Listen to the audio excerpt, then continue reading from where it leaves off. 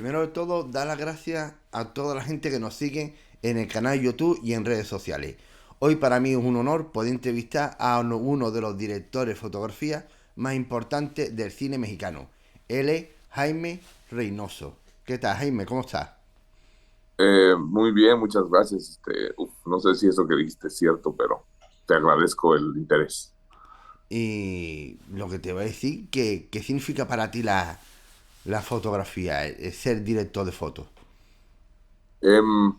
Pues mi vida, que porque me he dedicado yo empecé tomando fotos a los 16 años y realmente me he dedicado a la imagen desde entonces. Entonces, pues es digamos, es la tarea creativa que más he hecho y y entonces significa un poco pues mi vida, ¿no? No, digamos, no le adjudico poderes metafísicos al cine, ¿no? No me parece que vaya a cambiar el mundo.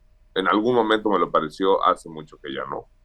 Es, Hay gente que se dedica a arreglar dientes, y yo me dedico a que la gente se distraiga.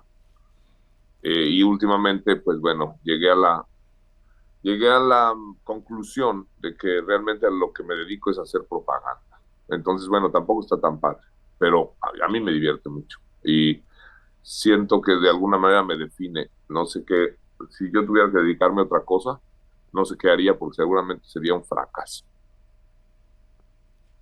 Yo creo que esto le pasa a cualquier persona que se quiere dedicar al cine. Es decir, que es que ama su profesión. Si no es así, lo deja. Efectivamente, y es muy, sobre todo al principio es muy difícil y requiere mucha tenacidad. Es muy difícil empezar a conectar los proyectos y va, yo siempre me dediqué al cine. Lo que me costó trabajo fue fotografiar. Cuando estuve alumbrando, pues yo me podía haber dedicado al alumbrado toda mi vida. No me hubiera ido mal, me gustaba.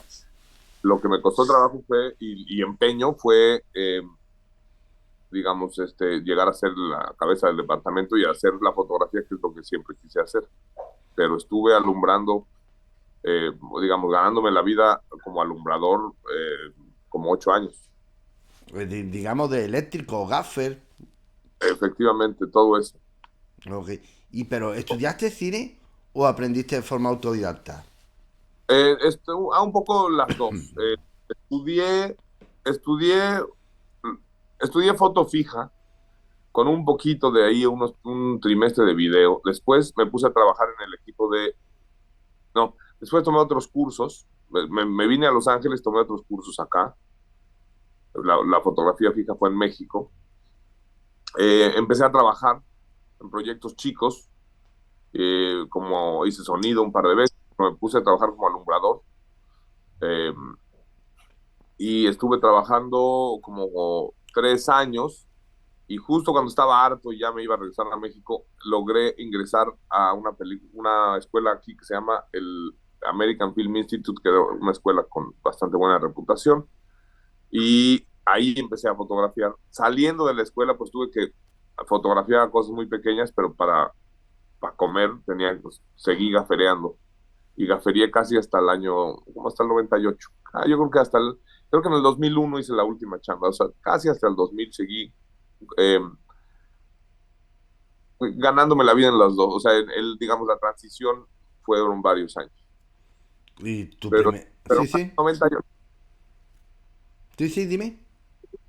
Digo que yo creo que dejé de alumbrar realmente como en el 98, a pesar de que por ahí hacia el 2000 hice un par de proyectitos más como gaffer, y creo que el último fue de eléctrico en un corto estudiantil.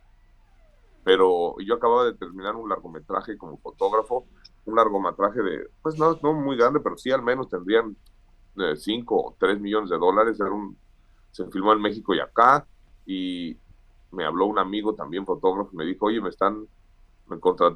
conseguí una chamba de gaffer en un proyecto estudiantil, nos pagan $100 al día y son 5 días. Y yo tenía una señora embarazada y un niño, y yo dije, bueno, son 500 palos que no me voy a ganar, Y a pesar de que había algo de dinero en el banco, dije, bueno, si es lo que hay, vamos a hacer esto y se hizo, pues. Eso fue el último proyecto como alumbrador. Y tu primera película fue Blue Run de Boaz Davidson, creo. Eh, no, es que ahí, como las fechas de los proyectos tienen que ver las fechas en las que salen, no. Mi primer película, mi primer trabajo es una película que se llama Como agua para chocolate. Vale. El, eh, de- del Chivo Lubeski era el fotógrafo y Alfonso Hostia, Arana. palabras mayores.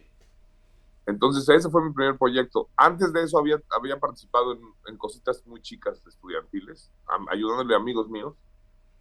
Pero el primer trabajo profesional en el que participé fue pues, una película que fue además muy importante, no solo por Lubeski, sino fue una de las primeras películas mexicanas en hacer ruido y en verse de esa de los 90, ¿no? Fue una película que muy popular en Estados Unidos. Ok, y esta película donde tú estuviste, la de Blood Run, fue una peli de la Canon. La Canon Esa Film. no me acuerdo de esa, no me acuerdo, o sea, me acuerdo de Boas y yo era eléctrico y no me acuerdo, eran esas películas de género, pues la verdad muy malas, que en esta ciudad filman mucho. Entonces ya ni me acuerdo cuál es. Me acuerdo del director y me acuerdo del fotógrafo, porque el fotógrafo era israelí, un tipo muy interesante, Avi Karpik. Y me acuerdo que hacía cosas muy interesantes. Entonces me acuerdo de ellos y no me acuerdo mucho de la película, pero era una película que no era tan buena. Y háblanos sobre todo cómo fueron tus primeras películas. Este tipo de películas. Pues mira, cuando llegué acá, pues como todos los inmigrantes, pues tienes un chile jalapeño en el culo que la gente de ahí no tiene. Entonces, pues empiezas a avanzar un poquito más rápido porque no te queda de otro. Y la gente, los inmigrantes, digamos, cuando los comparas con la gente de ahí, pues por lo general, pues tienen un poquito más de urgencia. Y a mí me sirvió mucho. Yo creo que fue indispensable haberme salido de México, porque si no me hubiera quedado con la comunidad que tenían y los privilegios de los que gozaba en esa ciudad que conocía bien. Entonces empecé a trabajar en proyectos primero y creo que conocí a un equipo de eléctricos, pero la primera película que hice fue un proyecto más como de autor que dirigía un fotógrafo fijo, muy interesante película, eh, The Secret Life of Houses, creo que se llamaba, muy interesante. Y de ahí conocí a un grupo de eléctricos y empezamos a hacer otras cosas, entre esas esta de Boaz Davidson, y empezamos a hacer Cyborg 3 Cyborg y 3. este tipo de cosas. Entonces hice muchas películas así. Y luego hay películas donde tengo créditos que hice 3 días porque te llamaban bueno, necesitamos eléctricos adicionales. Entonces, todos esos años digamos, de cuando trabajé en el equipo de los eléctricos, me divertí mucho, aprendí mucho, conocí fotógrafos que hacían cosas muy interesantes, me volví un buen operador de lámpara porque pues, yo sí me ponía atención en cómo estaban alumbrando y me daba cuenta en los cambios de ángulo qué es lo que iban a hacer y podía anticiparme entonces, y platicaba mucho con los fotógrafos porque estaba aprendiendo. Entonces, disfruté mucho esos años, la verdad. Lo que, lo que me ha pasado ya con el tiempo es que se da uno cuenta que todos esos años en los que añoraba ya ser grande y ya estar fotografiando, estaba viviendo pues uno de los mejores momentos de mi vida. Y a veces se te olvida detenerte y saborear el bocado que tienes en la boca por andar cortando el siguiente. Pues digamos, en esa época tú estabas disfrutando, haciendo lo que te gusta. Sí, sí, sí, pero la añoranza por llegar a fotografiar y eso me consumió, o sea, me distrajo. Y creo que ahorita estoy en un momento donde tengo con claridad, eh, tengo la idea en la mano con mucha claridad de que hoy es el mejor día de mi vida. Hoy. Pues yo sinceramente que me alegro. Eh, pero fueron años muy felices, donde aprendí mucho y me la pasé bomba. Claro, pero, claro, ¿cree que es importante en esta época cuando estaba haciendo gas eléctrico empezar desde ahí antes de ser director de fotografía? Sí, yo creo que hay un ingrediente que es necesario, pero no, también, también contamina, también contamina, porque lo que eso te da es la capacidad de poder predecir lo que va. El aprendizaje es un aprendizaje más de logística, de lo que se necesita para realizar eh, una idea. Y muchas veces ese conocimiento estorba a la hora de concebir una idea. Entonces, no creo que sea indispensable. Creo que hay cineastas que entran al cine sin realmente saber cómo se hace, pero a nivel conceptual tienen otras cosas que decir. Entonces, de pronto, la experiencia puede, digamos, hay momentos en los que puede ser demasiado. No sé si a mí me ocurrió eso, pero se puede, digamos, se puede fotografiar solo fotografiando desde el principio. No es necesario haber sido asistente, operador, alumbrador. Ayuda, pues ayuda. Además, digamos, en términos de vida, pues tienes que dedicarte a algo, pero hay gente como Estorado que empezó desde muy chamaco a fotografiar y pues, mira nada más de quién estamos hablando, ¿no? Uno de los pilares, o sea, si hubiera dos fotógrafos, él sería uno, ¿no? Exacto. Y siempre, como digo, Estoraro, es verdad que la función del director de foto es iluminar, pintar con los colores. Pues mira, Estoraro justamente dice que no, que no se pinta con luz, que se escribe con luz. Y creo que tiene razón. Eh, pero no creo que el trabajo del fotógrafo sea exclusivamente el alumbrado. El alumbrado está es el alum, creo que lo más importante es el cuadro. Y el cuadro se hace en colaboración con el director, obviamente, y cada colaboración es distinta, pero el cuadro manda y luego encima entra la luz. No creo que tenga que, o sea, no, en algún momento pensé que la luz el, eh, era la función del fotógrafo, pero en realidad la función del fotógrafo es el cine, porque muchas veces depende del director, pero muchas veces el director lo que trae es eh, teatro, Ok. trae carpa, trae vodevil, trae literatura, trae música, y lo que uno hace es... Y imagino que para ti es muy importante tener un buen gafe en rodaje. Sí, sí, pero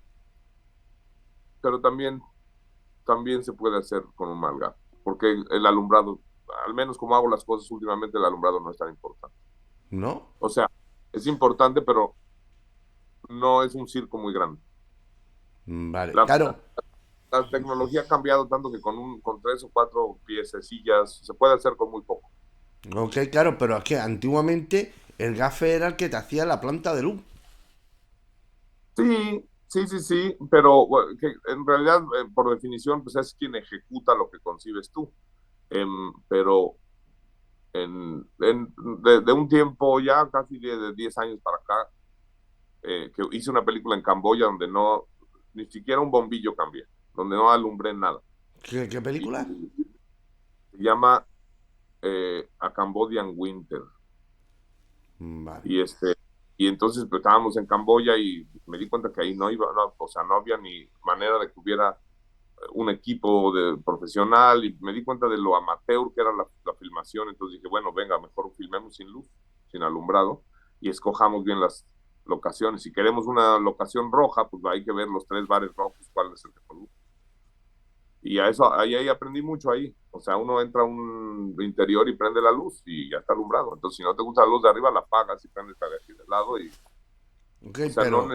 Sí, sí. no necesitas que las lámparas tengan marca para alumbrar con ellas, porque estamos rodeados de lámparas. Los exteriores noche, en cualquier ciudad que esté, está lleno de lámparas.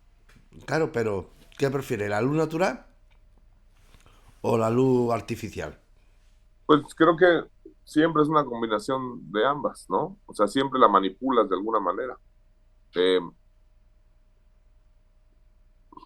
¿no? He llegado a filmar, digamos, a filmar interiores coche en la calle con el alumbrado público, que no le podemos decir luz natural porque es un alumbrado público, pero no lo puse yo, y a complementar con el teléfono del foquista.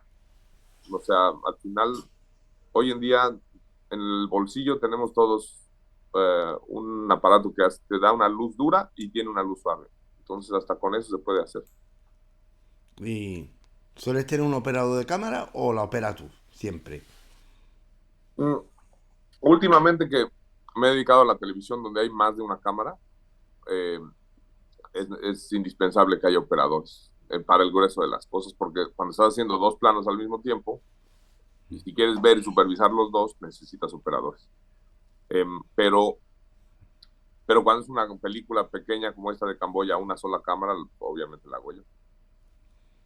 Cuando tengo operadores de cámara, me pongo un radiecito y les hablo durante toda la toma, los mareo, los torturo. Entonces, o sea, soy muy preciso con lo que busco en el cuadro, a pesar de que no lo esté haciendo yo. Y trabajaste en la película Safe.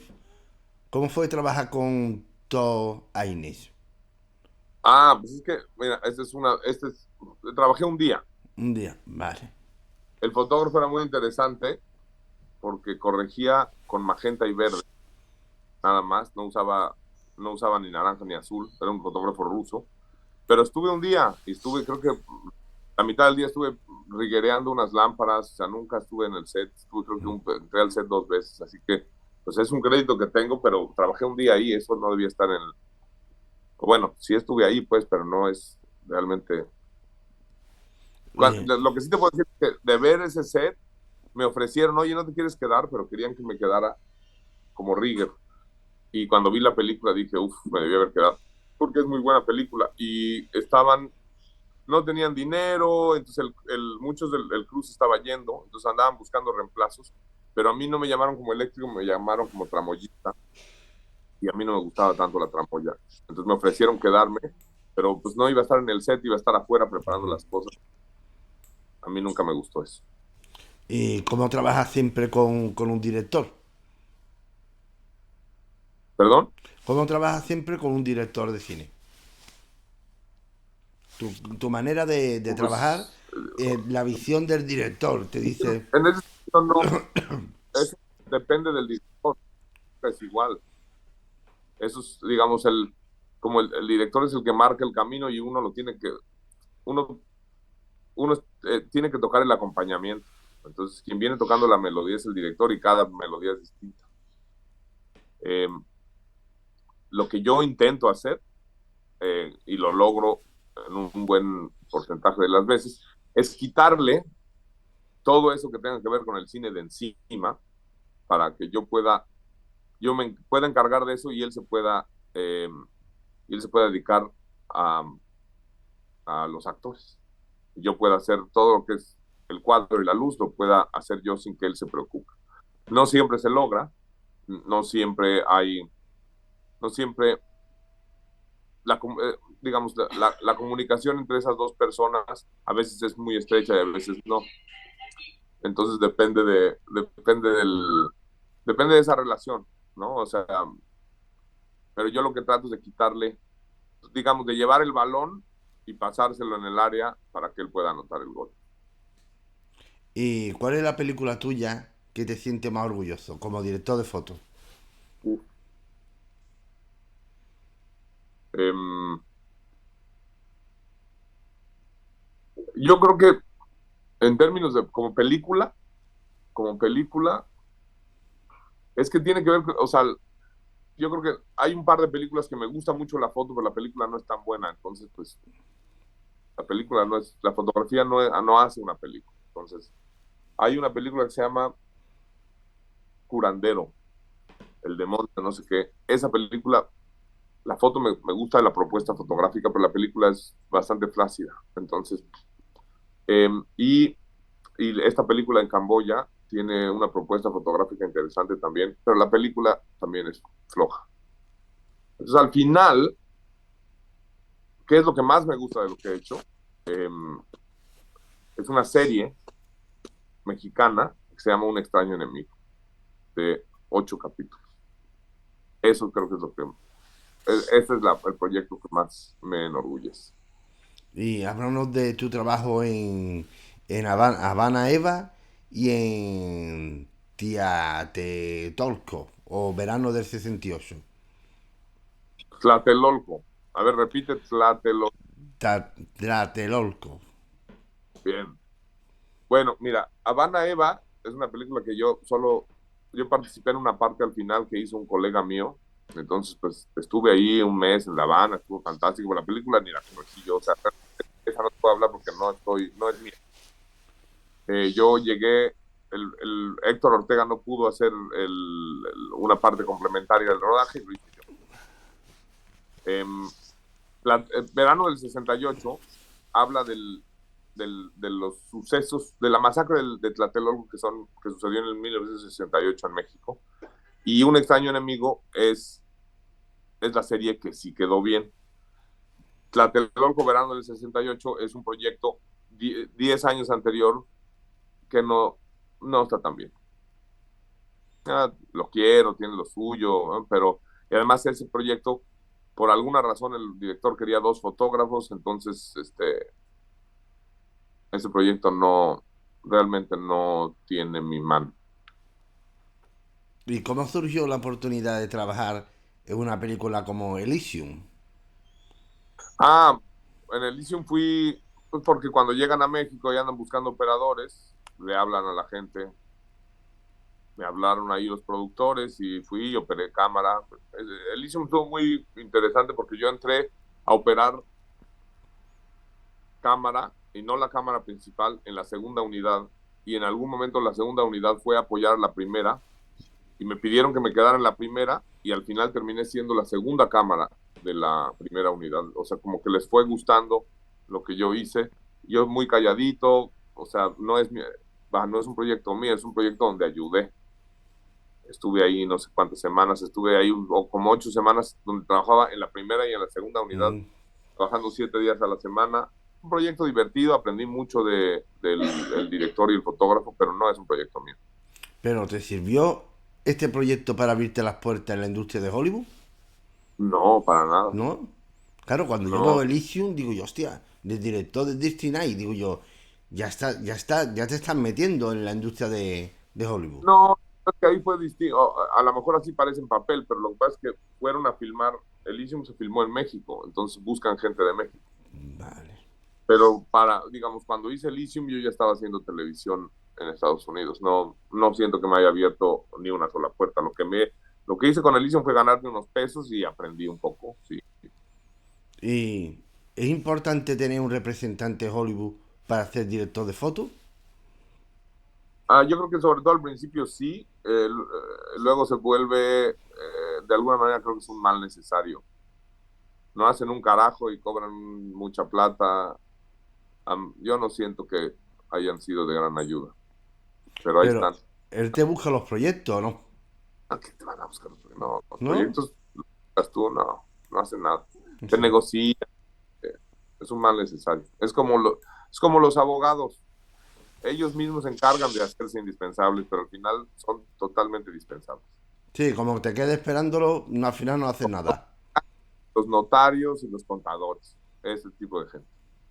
Intermediarios, rémoras, parásitos de la sociedad, eso es lo que son. ¿Y qué diferencia ves que hay entre trabajar como director de foto ahora mismo en una serie de televisión y una película? Pues creo que la diferencia es cada vez más estrecha. Yo creo que la diferencia podría ser una o dos cámaras, pero también hay muchas películas que se hacen a 2 cámaras. Eh, yo creo que la diferencia es el tiempo y la dedicación, pero o sea, una película se planea un poco más, pero todo lo tienes que empezar de cero. Y en la televisión haces las cosas un poquito más, es un poquito más como jazz, es un poquito más improvisado, pero el episodio 4 se construye sobre el 3 que se construye sobre el 1. Entonces hay muchas cosas en términos de costos y logística que estás generando para los 6 meses.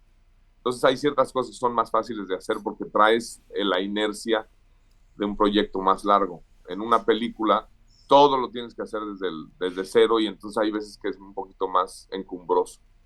Hay veces que las películas son un poquito más torpes. Yo imagino como una serie, a lo mejor un día está grabando cosas porque es la misma localización del episodio 1 y está rodando porque es la misma localización cosas para el episodio 5, No, ¿no? no, porque en general no. O sea, hay gente que las hace así y, por ejemplo, en México las hacen así, por eso sí les quedan. Eso depende del director. Si estás haciendo el episodio 1 y hay un director que es el episodio 1, entonces haces el episodio 1. Vale, sí, es verdad. Ok. Lo que pasa es que en Estados Unidos, por la, el, los directores como gremio, el gremio de los directores ha protegido la autoría del episodio, Hostia, vale. que no hay en México. Entonces en México se filma más un plan de trabajo, aquí se filma más un guión. Y eso es porque el gremio de los directores ha protegido, y los escritores han protegido la autoría del guión. La televisión en nuestros países pues, es una carnicería, donde entonces la escena 3 la diriges tú y la 4 yo, y luego lo arman ahí y se vuelve, pues, y luego pues así quedan. Y luego, ¿qué les queda? ¿Quién filmó a Sara? Y luego encima las ven, ¿no? Y termina siendo una telenovela bien alumbrada, donde no embarazan a la doméstica, pero al final es lo mismo. Y háblanos de tu trabajo en la serie Bayer y Outsider. Outsiders, ¿y cuál es la otra que dijiste? Bayers. Ballers. Ah, ok. Mira, Bowlers es una comedia bastante ligera acerca del fútbol americano. Este, va bien, pero nada, realmente no hay nada que decir de eso, no merece la pena. Outsiders tenía aspiraciones un poquito más exquisitas, pero al final no se logró, yo creo. Trataba trataba de comentar un poco en lo que llamamos progreso y civilización, en un universo padre. Se rodó en Pittsburgh, que es una ciudad interesante, eh, y en términos estéticos están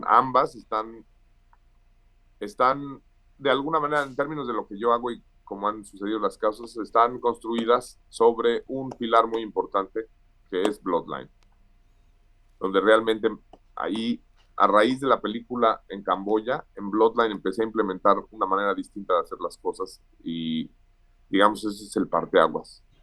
Pero esa Bloodline. manera de plantear las cosas, ¿a qué te refieres? ¿A la forma de trabajar? ¿Iluminar o cómo? Bueno, a la forma de no iluminar, y a la forma de no encuadrar, eh, de alguna manera, a una manera es la negación del artificio. Yo creo que hasta ese punto yo venía tratando de perfeccionar la creación de un artificio, y a raíz de la película en Camboya, donde no alumbré, me di cuenta que el artificio era lo que estaba estorbando y lo que estaba echando a perder los proyectos. Entonces, a partir de Bloodline fue cuando empecé a negar el artificio, a dejar de utilizar técnicas eh, para la creación de elementos estéticos exitosos, y realmente empezar a ver qué hay enfrente de la cámara y empezar a utilizar los elementos que están ahí para construir. Claro, pero también pasa una cosa, que te ha tenido que pasar de que si vas a rodar con luz natural, está mirando el tiempo. Y vamos rápido, que nos coge el toro, si no, anochece. Entre menos, entre menos haga uno, más rápido se filma. Entonces ahí o sea, uno no quiere montar puestas de luz, lo que quiere es filmar. Entonces, pues, ¿por qué no nada más filmar y dejar de estar metiendo lamparazos por las Claro, ventanas? es que eso es... Muchas veces esos lamparazos por las ventanas son no solo innecesarios, echan a perder la imagen. ¿Pero a qué te refieres? Porque te tarda mucho tiempo en montar una grúa, etcétera. ¿A eso te refieres? Efectivamente. Y además, si yo subo la cámara en una grúa, ¿cómo se ve eso? Pues artificial. Es el artificio. Entonces, ¿qué le estás diciendo al público? Eso que estás viendo es artificial, esos son actores en sus marcas, realmente no están sufriendo, así que no te preocupes, no sufras, que ahorita se va a acabar y tú te puedes levantar y comerte un taco y tu vida, entonces de eso no se Sí, trata. parece artificial, que no parece como la vida misma. Entonces, lo que de alguna manera es un acercamiento al documental, y entonces, pues, ¿cómo filmas un documental? Con nada, pues hagamos lo mismo. Ok, ¿y cómo surgió la oportunidad de trabajar y dirigir un proyecto, un episodio en la serie La Purga? Ah, pues me hablaron por teléfono por alguna otra cosa que hice, ya no recuerdo, creo que tiene que ver con Shooter. Eh, sí, también es, ¿no? Como N número de proyectos en este país tratan de ser una crítica a la violencia y terminan siendo una apología a la violencia. Entonces la purga es eso, es totalmente intrascendente. Pero claro, estaba trabajando en Shooter, que estaba trabajando en la plataforma de películas de terror. No, Shooter es una película, Shooter es propaganda nacionalista americana, Vale, vale, vale, no sabía. solitas y riflecitos y yo no sé quién lo vio y qué les gustó, pero la verdad en La Purga no me fue bien, fue una experiencia amarga y es la última vez que dirigí. Y me parece que lo hice muy mal además. Ok, ¿con los actores o cómo? ¿Con el equipo? Yo creo que, no sé si con los actores creo que no tanto, pero sí con el equipo y o sea, creo que no entendí. Ahí aprendí que para dirigir algo realmente te tiene que gustar. Y La Purga, pues no sé a quién le guste, ¿no? Bueno, y también yo creo que para dirigir tú tienes que ir con tu equipo, con tu ente de confianza, No, ¿no? Y, y además dirigir tele, pues es otra forma de dirigir, es casi no es dirigir, porque ahí le estás dirigiendo a un guionista y a unos productores que ya tienen, o sea, Vale. tú llegas a cortar el bacalao, pero alguien escogió Es el decir, que bacalao, el guión no es tuyo. El guión es del obviamente, productor, te lo dan impuesto. sí, o sea, ese balón no es tú llegas ahí, ¿no? Llegas a dirigir un equipo de fútbol, pero hay una directiva, hay toda una serie de decisiones ya tomadas y tú lo único que tienes que encargarte es un número limitado de decisiones que pasan en solo esos 45 minutos.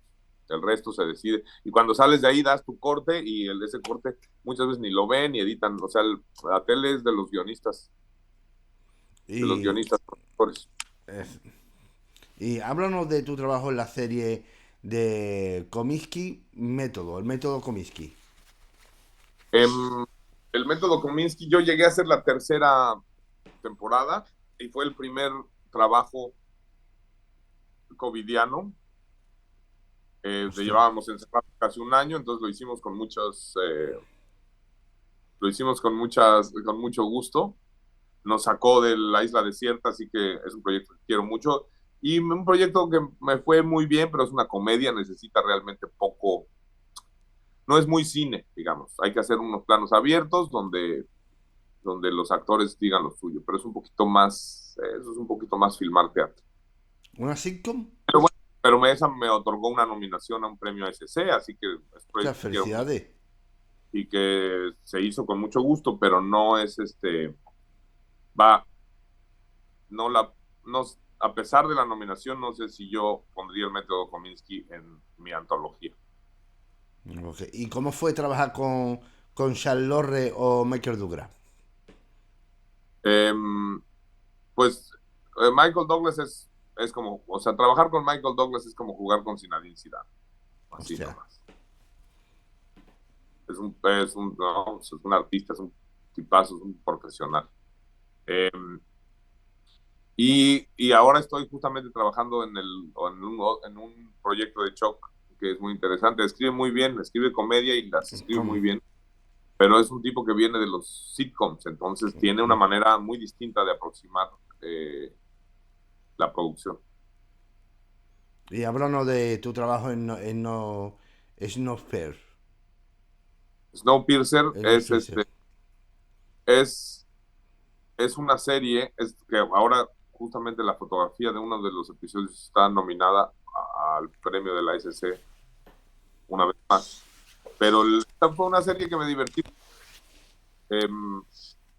Es una serie muy chun, chun, chun, chun, ¿no? Muy de aventuras y que siempre hay algo que está pasando y hay que resolver algo y hay que se van corriendo en un tren para el otro lado en un tren, eh, con muchos personajes, entonces creo que al final a veces nos gustaría que se detuviera un poquito y acariciara más eh, dramas personales que la misión, pero es una serie, es entretenimiento, ¿no? Está bien, plásticamente es muy interesante, los sets estaban muy bien diseñados, el vestuario era muy interesante, es ciencia ficción, ¿no? Que está padre, pues, pero es propaganda, es así, ahí es donde entendí que lo que hago yo es propaganda. Pero, ¿cómo te salió la oportunidad de trabajar en esa serie? Me llamó el producing director, me llamó porque él venía haciendo la serie anterior y el fotógrafo del que empezó esa serie es amigo mío y entonces cuando él ya no pudo hacer la siguiente, pues dijeron, pues llámale. Y yo estaba haciendo el método Kominsky cuando recibí el teléfono. O sea, es con gente que ya había trabajado. El director estuvo conmigo en La Purga, cuando yo dirigí, él dirigió el siguiente, Va. trabajado juntos en Shooter, eh, que fue que fue una serie, esta serie de pistolitas que con Ryan Phillippe, basada en una película de Antoine Fuqua. Ok, Al y final, muchas de la televisión que ha hecho pues, están basadas en una película, igual que el Snowpiercer, ¿no? A una sí. película de hacerla bien y entonces, de alguna manera, como al Doctor Simi, se hace lo mismo, pero más barato y ya sacan la serie de televisión. Y para terminar, ¿qué consejo le daría a un joven que se quiere dedicar al mundo de la dirección de fotos? Em, que tome fotos, que, que tome fotos en película y que tome fotos y que se meta a trabajar en el cine y y que no quite el dedo del renglón, porque esto es un maratón donde no hay milagros. Y al principio, sobre todo al principio, la cuesta está muy empinada y hay que seguirle dando para arriba y para arriba y para arriba. Y que crean en su punto de vista, porque lo único que uno tiene es su punto de vista. Y es muy fácil ser influenciado por los gustos de otros, hay que creer en el punto de vista de uno. Y si a todo el mundo le gusta el Titanic y a ti no, pues no, no te gusta el Titanic y ya. Y lo mismo pasa con Tarkovsky, con Bergman y con quien sea, ¿no? Pues muchas gracias por aceptar la invitación y para mí ha sido todo un placer poder entrevistar a una eminencia de la dirección de foto del cine mexicano. Oye, no, gracias por el interés y no, sí, gracias a ti por el interés.